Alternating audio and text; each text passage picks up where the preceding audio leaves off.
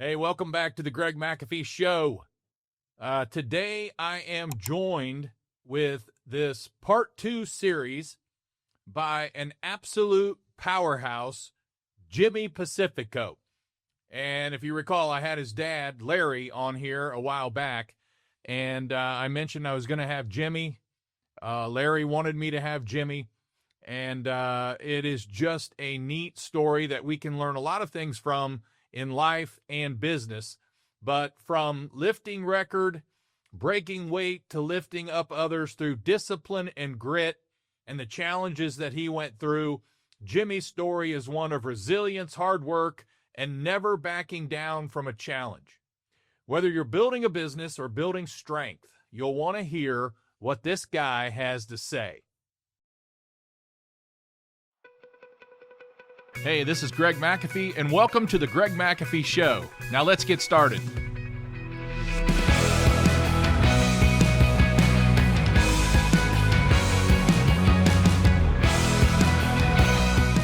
Okay, Jimmie, you know I had your dad on here not long ago, and he highly recommended that you get on here. So I'm glad we finally got it scheduled. Yes, it's been a long overdue. It's been a little while.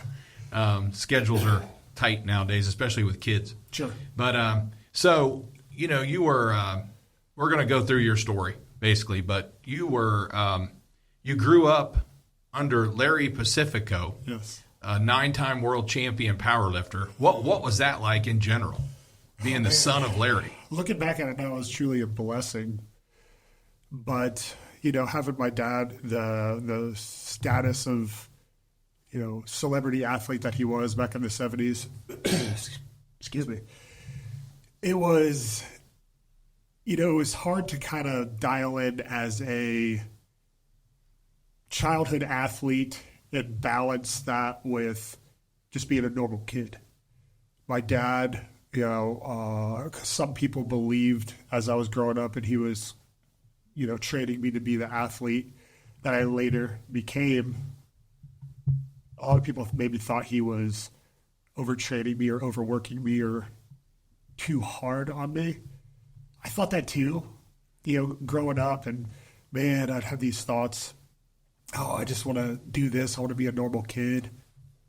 But then again, looking back at it now, I would have never done or been successful in the athletic scene as I was, not boasting, but I was truly blessed to have that male figure in my life to help me learn how to not only be a good father, but also be a coach in essence. Because my dad was the best. You know, I grew up and he owned a franchise of gyms, Champions Gym, Club Champions. Club Champions, going off topic a little bit, so rewind a second. My dad is known as the godfather of personal training. Nobody really knew what it was, but developing and as he was kind of, you know, skimming through the 90s, had his first gym. Got a little history lesson here. He started out in Holiday Health Spa, you know, did his role and was very successful in that. And then he decided to open up Muscle World. So if anybody is here in Dayton, that's up on the old North Dixie and Needmore. So he had the Muscle World. And then after Muscle World, it birthed into Championship. Kettering Boulevard, still probably the best gym. Even people say it to this day, the best gym that there was, especially in the area. And he started branching out, franchising, and then he went on to create Club Champions, which is just strictly personal training for individuals coming in. You can't just go in there like a Planet Fitness or an LA Fitness and work out. You are attached to a specific personal trainer, and they would guide you. So strictly personal training, no working out. So he's very successful with that. And growing up in the gym, I lived in the gym. I was always over there. I remember when I was really big into WWF, WCW wrestling growing up. Mm-hmm. And I specifically remember numerous times where my dad would call me and I'd be at home. Let's say it was in the summer. Larry's like, my dad, Lerry, called my mom and was like, you need to get Jimmy, both of you need to get down here real quick. Ric Flair's here. Macho Man's here. And my mom's like, we got to get our clothes on. They're down there now. Let's go. I'm truly amazing. So everybody knew who my dad was because of his success in the 70s. And if people don't know, if anybody's into lifting, and that's the sad thing about kids nowadays in their sport, regardless of the sport, they don't know the true legends back in the day. Right. They know who the current people are, but not back in the day. So my dad is considered the greatest power lifter of all time. You can debate that. It would be between him and Ed Cohen. There's a new guy on the scene now, but I'm talking about the true legends, the guys who built the sport. I still say my dad's number one. I'll debate that any day. My dad is the first man who got powerlifting on television, mainstream television, NBC Sports, CBS, the whole works. So nobody really knew what powerlifting was back in the 70s. So although my dad was the greatest powerlifter in the 70s, well, Arnold was the greatest bodybuilder. So there's a difference between powerlifting and bodybuilding. People think they're the same thing, completely different. Bodybuilding is what I call a male pageant. It's you go up there and just flex for people. Not really my thing, but I don't knock the guys that do it. I admire them. But powerlifting is a true strength sport. How much you can squat, how much you can bench press, how much you can deadlift. You get 3 attempts at each. You got to get all 3. You got to get at least 1 to progress to the bench press and then progress to the deadlift where you bomb out. Divided into weight classes like fighting. And my dad was the man, a world record holder. I think one of his most impressive stats still to this day is he broke 54 world records. World records that were there, but also his same world record over and over and over and over again. So growing up, everybody knew my dad. Going back to the wrestlers, whenever they were in town or any kind of big sports figure were in town, they'd work out at my dad's gym. So again, rewinding, grew up in the gym, had my dad really, really nail what it is to work hard in the gym and outside within the sport. Played football, went on the track, kind of did both, and ended up in high school. Decided I didn't want to play football anymore after my sophomore year. My dad was totally comfortable, totally okay with that decision because that then meant we could train harder for track and field. Right. In track and field, you did mostly shot put, disc? Shot put, discus, I was a thrower. I did a little bit of sprinting because my dad always developed and wanted me to work super, super hard on my speed. And that's why I believe I was such a successful shot put discus thrower. It's because I had the speed. I don't have the height. And that's the one thing we had to kind of overcome was I'm not tall. I'm not tall at all, especially when it comes to throwers. These guys are 6'2", 6'3", all the way up to 6'8". So I had to be that giant killer, per se. Sure. And seemed to work. It did. So he hammered in strength and speed. And that's why I believe I was as successful as I was. So tell us a little bit, how successful were you? High school and college. Yeah, I started throwing the shot put when I was about 11 or 12. We'll say 11, but really didn't get into competing until 12 years old. The youth circuit, the junior Olympics. So going through those age brackets, I think it was 11, 12, 13, 14, all the way up to 17 was the last year I say I really did it. But I ended up, by good blessings, good genetics, good training, I was able to be number 1 in the country in the shot put. I think there was a year or two I was 1 or maybe 2nd or 3rd in the discus in the country in the junior Olympic circuit. Got to middle school, 7th grade, started really coming into my own. By 8th grade, we were throwing probably, in the low 60s in the 8th grade, and I threw over 200 in the discus in the 8th grade. This is with a smaller implement than you have when you move on and progress to high school. High school comes, and I do well my freshman year. I don't make it to state that year. I choked. Had one of the top throws in the state. But all in all, long story short, I got to the point where I was 2-time national champion my senior year, indoor and outdoor. They have indoor and outdoor for shot put only. I didn't throw discus my senior year at the Nationals. Obviously, you can't throw it indoor. I want to say, I ended up throwing 71 feet, I want to say 6 inches or 6 and some change inches, which at the time was the furthest throw in the country since 1990 in high school. And this was what year? This was 2007, my senior year. And so I was number one in the country my junior year, shot put throw, and then number one in the country in the shot put my senior year.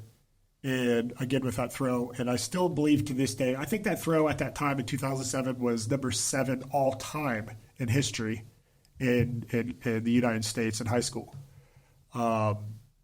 There's been some pretty monstrous, finely tuned mechanisms to come after me, but I think a lot of people say that when I was there, really opened up the floodgates for these guys to start throwing really far, these high schoolers. Yeah. So I've dropped. I think I'm still maybe top 15 all time, but I believe I'm still. I don't think anybody has thrown as far as I have at my stature. So at 5'8", 5'9" on a good day for everybody. Right shoes. Yeah, the right shoes. I still think to this day I'm number 1 all time in high school history at my height. So I don't think anybody's ever thrown over 70 feet, being under 6 foot or 5'11". So pretty successful. Had every scholarship offer I could imagine, but didn't flourish in my academics. So I was way more focused on sports training than my schoolwork, and that's one regret I still have. Well, our audience, you're speaking to an audience of a lot of entrepreneurs who didn't flourish either. Sure. I know I didn't. So that's nothing new here. Yes. We're not talking to brain surgeons, and there's a handful of people that did extremely well, but for the most part, nobody really cared for school. Right. So it was I had to go junior college route. So in college, I know you mentioned, you wanted to know what happened to high school, college. College, moved out to California, I had a scholarship out there at a junior college school, one of the best throwing coaches in the country, trains Olympians. So there was the ability to see true Olympic training in person. So I was very grateful for that. And went out there, didn't do as great as I thought I was going to do or what people may have expected of me. Maybe through 57, 58 feet. We're progressing in high school from the 12-pounder to the 16-pounder, collegiate Olympic size implement. Got introduced to the hammer throw, which is basically a shot put at the end of a cable and you spin around a bunch of times and just let it go. I felt that was maybe where I was going to lead my career into, is the hammer throw. Because, I have okay sized hands, but the 16-pound shot put can be kind of big compared to the 12-pounder. So the shot just didn't fit well with me in my hand and flicking it off, so it kind of worked me to be a hammer thrower. Did okay.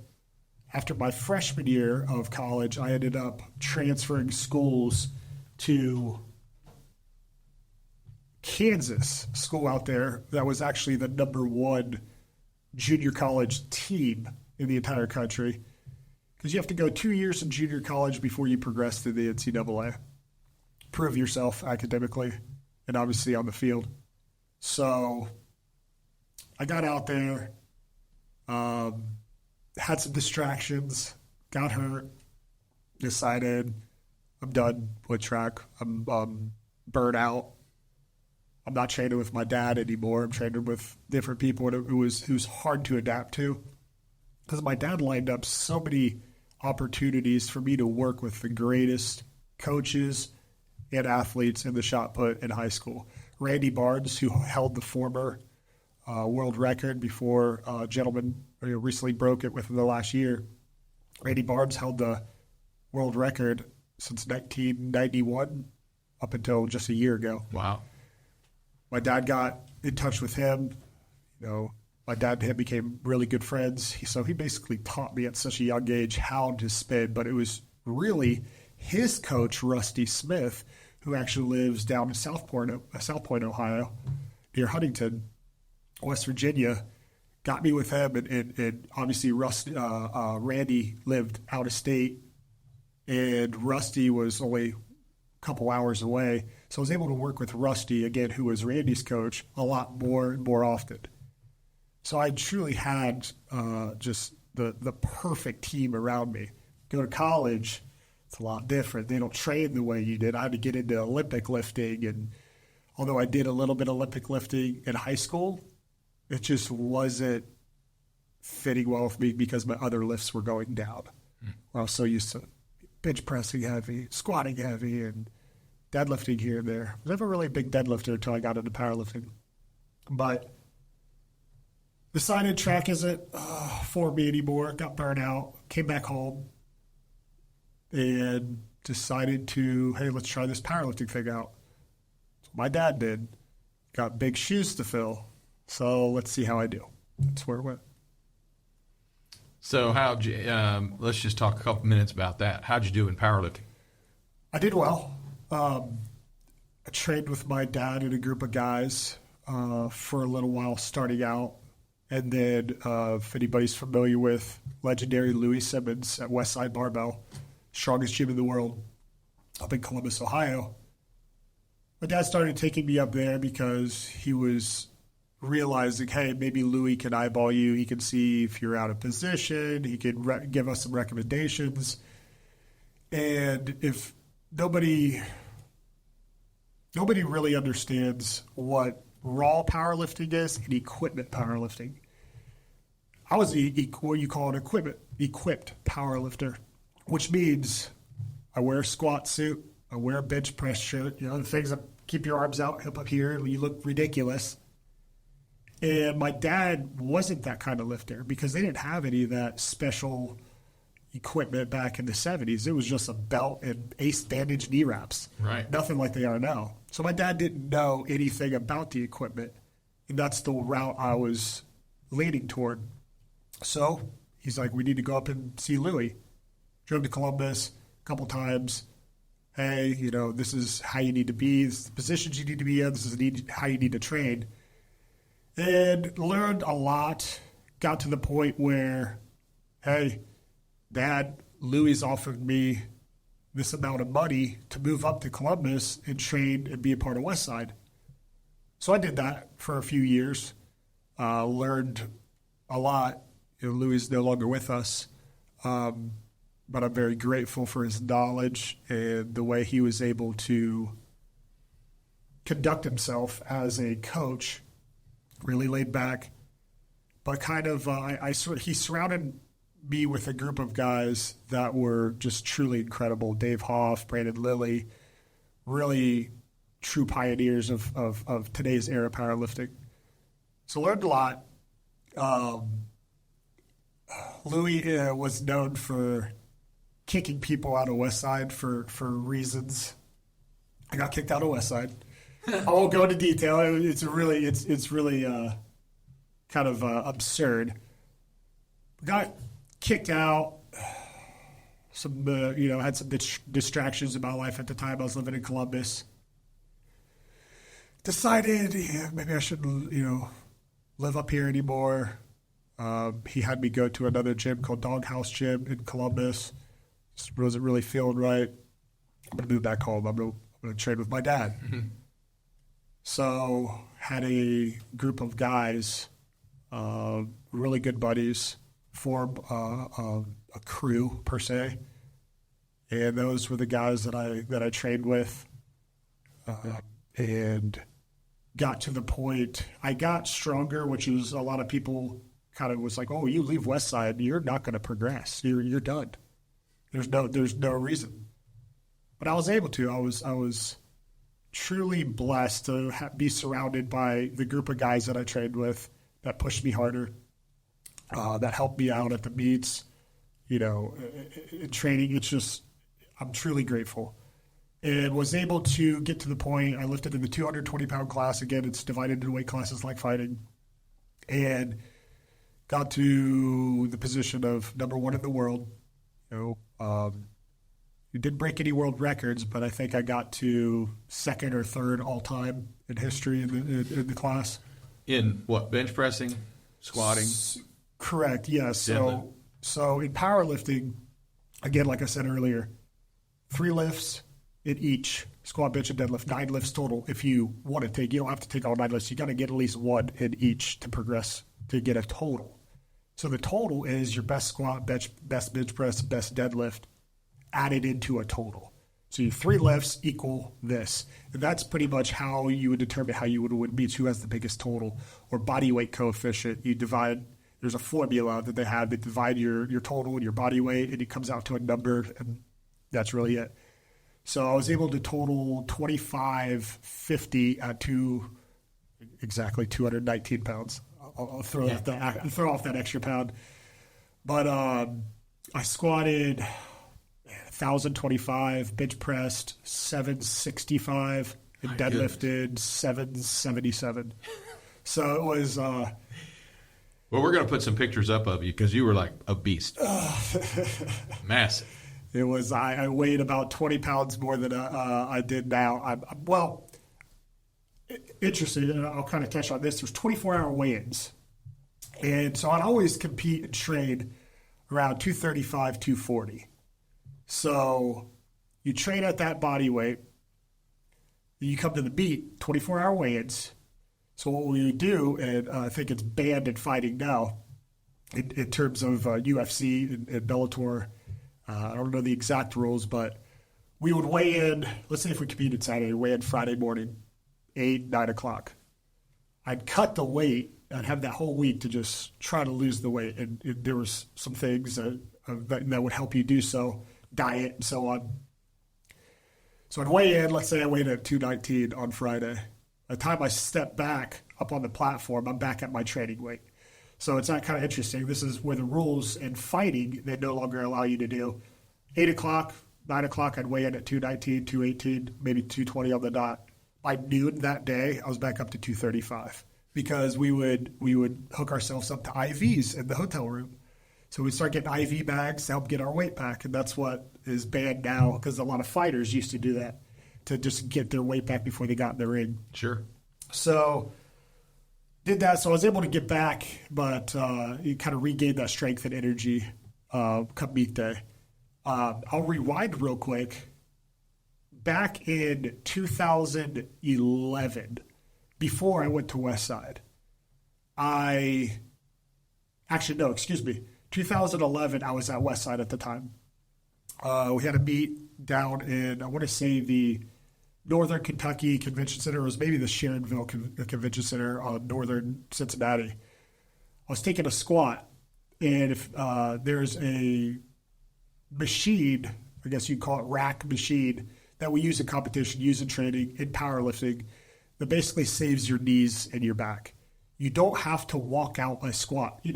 Traditional, pick up the weight, walk out, get set up, then go. Saves energy too. It's a machine called a monolift.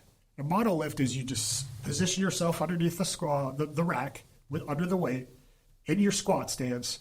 You pick it up, somebody moves the racks out, you squat, come back up, and put it back in. You never move.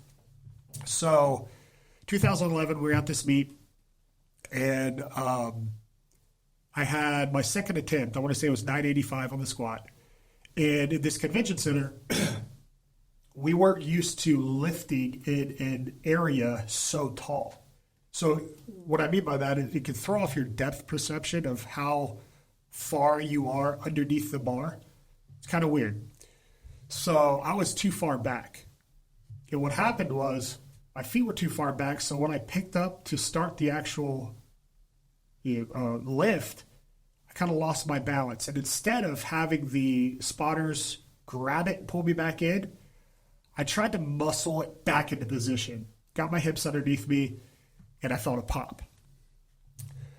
So my adrenaline's running. I was like, well, I didn't feel it. I thought that was unusual. Let me get positioned again. Picked it up, shook my head. I said, I'm not going to try it again. Never actually performed the actual lift. Got back to the back. I was like, there's something wrong. There's something wrong. Maybe a couple of the guys that were handling me or helping me in the meet said, oh, you just threw your hip out. So we got a 2x4, put it on my left hip. They kind of jammed it, thinking that was maybe the issue. Still felt really weird. We had an on-site chiropractor on there. He's like, well, we'll just adjust you, turn you, twist you, crack. Well, I didn't know that my L5S1 disc had completely ruptured, even prior to him twisting. So that initial adjustment that the chiropractor did probably made it that much worse. Moving forward, I pulled out of the meet. I was in such excruciating pain. Dad drove me back home. Got to the doctor. That's when they took the MRIs and found that it was so bad. And I think this was the reason of the adjustment, which made it worse. Your disc material, and you know this very well, your disc material is like crab meat texture. That's how they compare it to. You have your cartilage and then inside the disc material. And when it ruptures, it's like a jelly donut. Punctures out. Well, mine had punctured out so far that I had fragments of my disc material lodged into my nerve canal of my sciatic nerve. Wow. Far. So I couldn't, my whole leg was just done for. Left leg. Tried the conservative route. I went and got epidural shots. Seemed to help with the pain. But that was about 2 months after trying that to see if it would work. Didn't work at all. Finally, I guess you could say, manned up and was like, let's do the surgery. If I ever want to think about lifting again, this is the route I need to go. Found a doctor here in Dayton, Hugh Moncrief, incredible guy, neurosurgeon. And had the surgery done. It's called a microdiscectomy. I know you had a fusion done. Microdiscectomy, they basically pre-age you in one spot. No fusion needed to be done. And as we age, we lose our disc material. So that's basically what happened to me down there. Took it out, took out the fragments that had punctured my nerve. And then decided, hey, this is what I want to continue doing. I want to powerlift, so I trained. But the bad thing is, and I'm happy to get into this, I was prescribed opiates, Oxycontin, and I started becoming addicted to those because I believe that's what I needed to get on the platform faster. Because I felt great. You don't feel anything. So you don't feel the surgery that just happened. You don't feel any aches and pains. It's like, this is what I need. 2.5 months after, 6 months after my back surgery, flew out to Seattle, competed in a meet, squatted 910. 6 months after my back surgery. And that's when I realized, like, hey, these painkillers are really the thing. This is it. This is what's going to keep me alive on the platform, to be able to continue doing what I love. And like I said, we can get into it, and that is really the start of my downfall. Well, hey, that wraps up part 1 of my conversation with Jimmie Pacifico. We've covered some serious ground here, but we're just getting started, folks. Wait till you hear the rest of this story. In part 2, we're going to dive deeper. So, before we wrap up, if you're watching on YouTube, don't forget to like and subscribe below. You can also support this podcast by rating and reviewing on iTunes or your preferred listening platform. Keep listening. I'll do my best to keep challenging you. And don't forget to follow us on Instagram and Facebook at The Greg McAfee Show. No spaces, no underscores. Thanks for listening. As always, carry on. God bless. Make this day the best day of your life, because we're not promised tomorrow. I'll see you later.